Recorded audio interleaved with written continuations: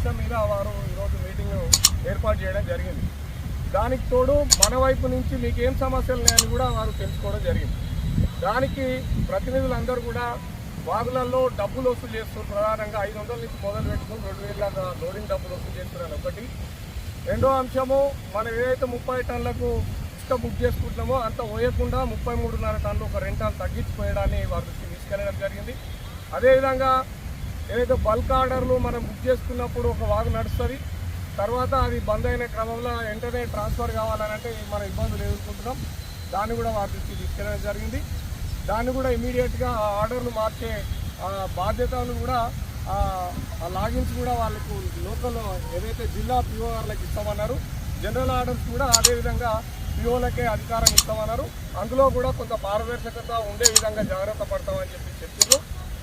ఇంకొకటి, ఏదైతే మనకు ఓవర్లోడ్ వస్తుందో ఆ ఓవర్లోడ్లు కట్టడి చేయడంలో అధికారుల పాత్రతో పాటు మన లారీ ఓనర్ కూడా స్వీయ నియంత్రణ పాటించాల్సిన అవసరం ఉన్నది.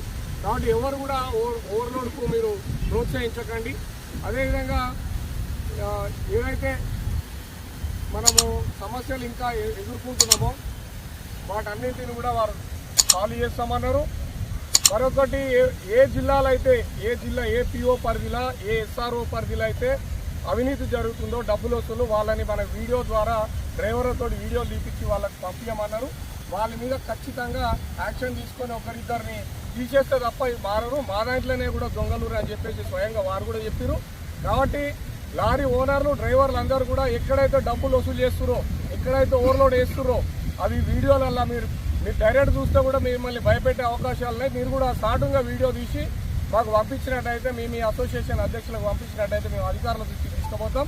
ఖచ్చితంగా ఒకరిద్దరు పిఓలని ఎస్ఆర్ఓలను సస్పెండ్ చేస్తే తప్ప ఆ వ్యవస్థ మారదు అని చెప్పేసి వారి దృష్టిలో ఉన్నది. కాబట్టి మనం కూడా ఆ పని చేయాల్సిన అవసరం ఉన్నదని తెలియజేస్తూ ధన్యవాదాలు తెలియజేస్తాం.